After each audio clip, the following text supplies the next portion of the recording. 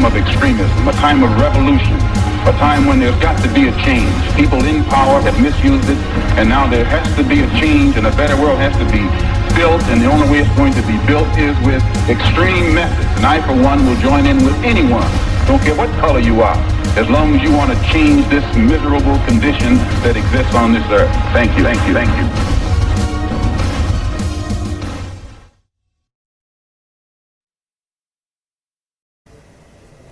Well, I don't agree at all. First off, how is it possible that anybody with any kind of sanity would consider the United States or Britain or the West in general to be in any kind of position to be punishing anyone for any illegalities?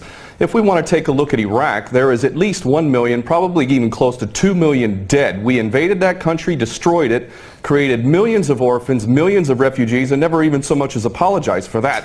Let's go back to Vietnam, where we dropped 20 million bombs, more than all of World War II combined. We have destroyed so many countries. We have tortured and killed and maimed and raped around this planet. Who in the hell in their right mind would consider the United States or the West in general to be in any position to punish anybody? Never mind the obvious facts that this is a false flag attack and a long list of false flag attacks, which let's get into that, please. Well, we don't operate under international law. What we have is the color of law, the law of the jungle, in which the rich and the powerful basically determine what goes and what doesn't go. Iraq is a perfect example of that. Why isn't Tony Blair and George Bush rotting away in a prison cell for the rest of their lives? Because the law is not being applied. These are war criminals, and they should be in prison for the rest of their lives, if not executed, if their own rules were adhered to for their own crimes. Not only that, but we need to really understand the truth here. First off, all of these players, these politicians, are nothing more than puppets. They don't serve the people. There is no real democracy. They really serve the rich and powerful who run the world, and that would be the bankers who control the money supply. The bankers, of course, make huge amounts of money. Whether they make bad investments or not, wars are great for them, and ultimately they control the politicians, and that is why we see these policies. Obama and Cameron are nothing more than puppets who read the script, and the script is, we need another war. And the reason why we need another war, according to these psychopaths who are running the world, is because more and more people, despite the clueless masses who continue to be entranced by things so ridiculous as X Factor and American Idol, there is larger numbers of people around the world who are realizing the truth and beginning to recapture the capacity to think for themselves. And they can see that these people who are being put in positions of public trust are defying that trust and representing an agenda which they could never speak about openly, because they're nothing more than prostitutes and nothing more than minions for the powers that be. Well, the Greater Israel Project is all about destabilizing surrounding nations, ultimately in pursuit of this dream of Greater Israel, from the Euphrates down to the Nile, all the way over to the Eastern Mediterranean. This is the dream of these psychopaths, and so destabilizing governments, creating sectarian strife is all part of that menu and all part of the design to create Greater Israel. So that goes, that's self-evident. But I have to go back to what this gentleman is saying in Washington, D.C. about America not wanting to get involved, or Obama not getting involved. What are you talking about? We have been arming people directly who are Al-Qaeda. Al-Nusra Front is Al-Qaeda. These people are psychopaths to the worst order. They're conducting suicide attacks. They're gassing people. We know, Carla Del Ponte said in May, that it was the so-called rebels in Syria that were using sarin gas, not the Bashar al-Assad regime. No, it was not. We know that the United States President is arming people who are on the U.S. terrorist list. He should be convicted of aiding and abetting, giving material support to a terrorist organization. But then again, you know what? We, the West, the United States in particular, Israel and Britain, are the biggest terrorists on the planet. So our little junior partners in Al-Qaeda, which is nothing more than a CIA database, thus the name Al-Qaeda, this is nothing more than a group of terrorists working together, each playing one different role, but all of them working together for the same goal, which is to maintain this hideous and sick and twisted, unjust world that we have, which is a perpetual state of war. Always one illusion, one boogeyman after another. But the fact is, Obama is nothing more than a puppet war criminal, just like his predecessor and every other U.S. president before him. So please don't tell people out there that the U.S. is not involved. It's directly involved, and it is arming people who are absolute psychopaths. The United States has never been interested in anything. Keep going. Has never been interested in anything other than war. The United States is in a perpetual state of war because the bankers control the politicians and they read the script as given to them by the banksters, and they make huge amounts of money off of this. What this gentleman is saying about the United States not wanting war, not wanting to get involved is like Iraq 2.0. It's a repeat of the same rubbish that was said, oh, we don't want war, war is a last resort. That's absolutely untrue. It's a lie. Those that are in government are nothing more than prostitutes who are carrying out the orders of those who are in charge of them, and those that are in charge want another war. And part of that is what we discussed earlier, the Greater Israel Project, to destabilize any Arab regime which might have any kind of autonomy and self-determination. Any regime in the Arab world that is not an absolute puppet cannot be tolerated. And who are the nations that we target? Those that are not puppets. We don't target those like the Saudi regime, which is the biggest human rights violator in that region. It's cutting off people's heads in public, cutting off hands. It is the most grotesque regime on the planet, and yet we give that regime weapons and it's no problem whatsoever.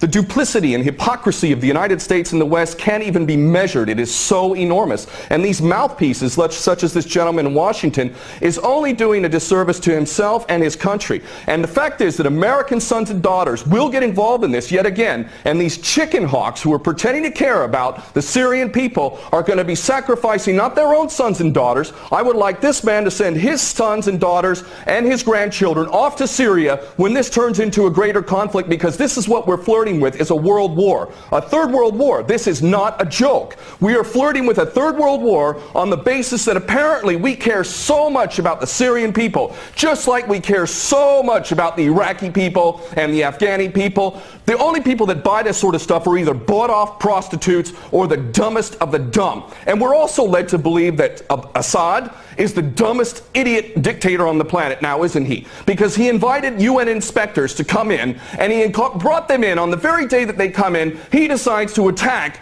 his own people 10 miles away from where the inspectors arrive. This is beyond ridiculous, and the only people that buy this, again, are bought-off prostitutes or the dumbest of the dumb. Well, there's no question that they don't intend for limited strikes, and that's not going to do anything. They want to go in full scale. That's the plan. Of course, they'll use pretext to be able to justify the initial attack, and then they'll concoct more things to justify a greater involvement. The Daily Mail reported here in the UK, and it's commonly understood to those who are paying attention, that defense contractors, leaked emails from defense contractors proved that there was already an approved plan from Obama down to give these psychopath terrorists, Al-Nusra Front, chemical weapons. We know that Al-Nusra Front, 12 individuals in Turkey were caught with 2 kilos of sarin gas. Where did they get that from? And this is, clearly a false flag. We understand this to be true, and it's the only way that they could justify an attack at all. And I have to say, I'm happy that the gentleman in Washington mentioned Dempsey, General Dempsey of the Joint Chiefs, because I'll tell you what, more than anything else, it is the true American patriots, those who are sick and tired of having given up their life to basically serve the American dream, the American nation, the Constitution that they swore to uphold. It's those military men and women. It's you now. It's coming to you now. Are you a patriot or are you not? Are you going to let your nation descend even further into the chaos and corruption that has been so sick and so twisted that it's destroying American lives as well as the rest of the world, to the tune of 22 American servicemen a day who are committing suicide? Are you going to sacrifice more of your American sons and daughters for Israeli wars, for Zionist wars? Are you going to continue to do that because you are not a patriot? You are in fact aiding and abetting the terrorists you supposedly think you're fighting against.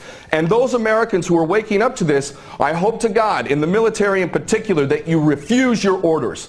And this is why the people of America who are refusing to buy this nonsense, the overwhelming majority do not support any kind of attack on Syria. And in those in the military, I know that the powers that be are very, very frightened that high-ups within the military will refuse the orders. And I hope this is exactly what happens if an attack on Syria occurs. Well, really, Palestine hits at the heart of all injustice. Every people who have experienced injustice have to understand deep down in their heart that the Palestinians have been, for many decades now, persecuted to the point that they are treated as subhumans, that they have been bombed with white phosphorus. We see entire families being wiped out in one fell swoop from rockets that are sent into the Samuni family homes, and now we have a whole host of new families who are being destroyed. And all of this is based on a Jewish supremacist Zionist ideology that effectively really makes the Palestinians nothing but dogs, less than dogs. And so every person on this planet who has ever felt the sting of injustice can relate on an intimate level with the Palestinian people. And ultimately, this is why the Palestinian cause is everybody's cause. Mr. Peterson, just for clarification purposes, would you agree that the Palestinian population is an oppressed one? I would agree that the Palestinian population is an exploited one. They are being exploited by those among them, tolerated to be among them. They are almost powerless to resist them because they have weapons. They are an exploited population. All right, Mr. O'Keefe, jump in here, please. An exploited population or an oppressed population?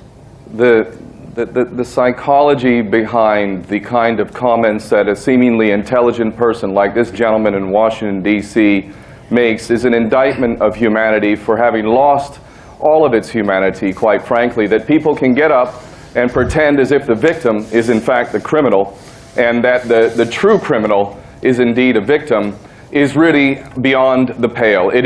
We've reached a point now where these puppets who get up and state such upside-down nonsense really will have no place in a sane society that humanity must create in order for us to avert a third world war and ultimately a potential nuclear annihilation.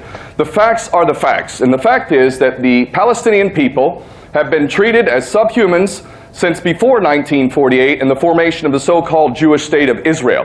The Jewish State of Israel was formed on the back of wiping hundreds of Palestinian villages off the map. The people of Palestine, including family members in my own family, were thrown out of that country, or of course they could have stayed and died if they chose to do that.